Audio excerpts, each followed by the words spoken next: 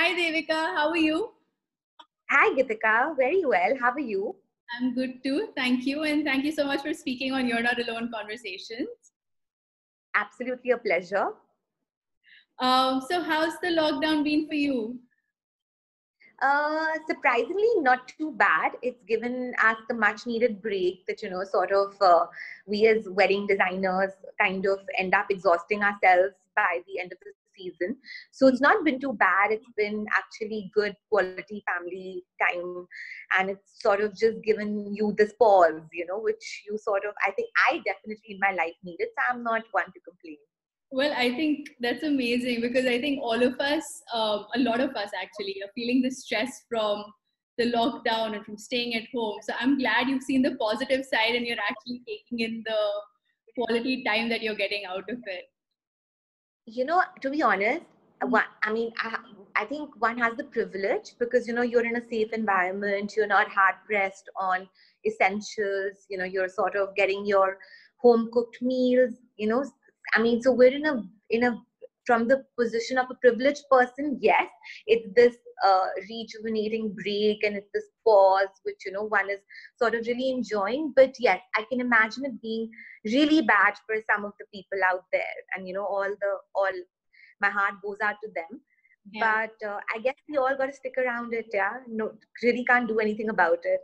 that's true. So, you were earlier mentioning that the wedding season just got over, right? So Yeah. you're one of the leading wedding designers of our country. But right now, did you have like a lot of stuff planned out that's been stopped or? Yes, see, the thing is that, the wedding environment in India has really changed, and now weddings are pretty much all year round. Of course, we do see the peak in the winter months and when the weather is better and there are more sayas automatically and all of that. Yeah. But weddings are pretty much sort of round the year. So we did have a lot of weddings, unfortunately, in March and April, which did get affected. The early March weddings we could manage to sort of, change the locations from outside of India destination weddings to local weddings. So we could kind of alter all of that. But March and in April has had to be indefinitely postponed. So that sort of was, not the happiest thing to happen to those families and to everybody involved with those weddings. So that was a bit sad. But I guess that, people will just have to wait this out and sort of restructure their weddings for a later time in the year. So do you like, have you taken the lockdown to sort of rethink designs and replan stuff, or are you taking a proper break so that Yes. you can start afresh? A bit of both. I think the lockdown has been long enough for one to be able to do both things. So initially, of course, it was a complete break, and I think everyone just went off the radar, and was just sort of enjoying this downtime at home. But yes, now work has resumed, and sort of people are realizing that this may be a the new normal or sort of way of life, at least in 2020. So people are picking up the ropes of their lives and sort of getting back to talking about wanting to get married and how to go about it and what are going to be the changes in the industry as such, in the months to follow. Mhm. So we're also kind of brainstorming on how to kind of be able to function and do weddings in an environment like this. Some of us have started doing really smaller weddings are happening at a scale of 10 to 20 people even currently. Right. Are these So like at home wedding sort of thing? yes, pretty much. Or like, they're maximum going to a five-star hotel with a lot of like, regulations and keeping all the health and safety Yeah. angles addressed. And just like, 10, 20 people weddings. So I think we're going to have to get used to adapting to the new way of life. Okay, even once things do ease out a bit, I don't see it being 10, 20, but I don't see it going back to the 1,000 people mark in a hurry. Hmm. Like we were talking about this before the conversation as well, right? Even if the lockdown Yeah. doesn't end by this weekend, we aren't really going to be leaving our homes anytime soon, right? It's really I read something really interesting Hmm. that why are people thinking that the lockdown finishing is end of COVID? It's not. Lockdown has nothing. with the 3rd of May, the lockdown may get lifted, but COVID is not finishing. That the pandemic is not coming to an end. As sad as that may sound, I wish that was the case. I mean, we would all be rejoicing, and 4th of May would have been a celebratory day like no other in the lifetime of anyone. But sadly, that's not the case. It is not. We are still not virus free. The world is not virus free, and the risk is sort of going to be there till the time we have a vaccine, unfortunately.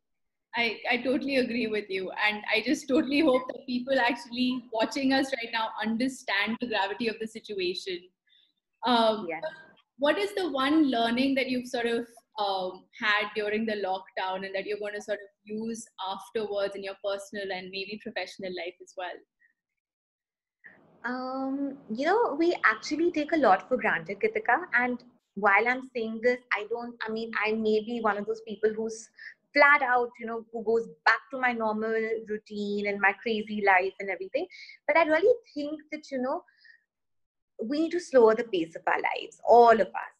I think this was just sort of nature's way of telling us all that, you can do with so much lesser than what you ordinarily sort of end up utilizing, whether it's resources, whether it's natural resources, whether it's your daily needs. You can do with such little. You need such little to kind of sort of just be, but you just make this whole fuss. It's our doing that, sort of tells us that we need this. Truly speaking, look at the way all of us are living. Not one meal from outside, not meeting a single friend, not going out anywhere, making do with whatever we have at home, restricting even supplies, like one, would call for things without even like sort of realizing now, you're so much more conscious of not hoarding, of, getting just the amount that you need, all of those things, I think. So yeah, like just sort of not taking things for granted.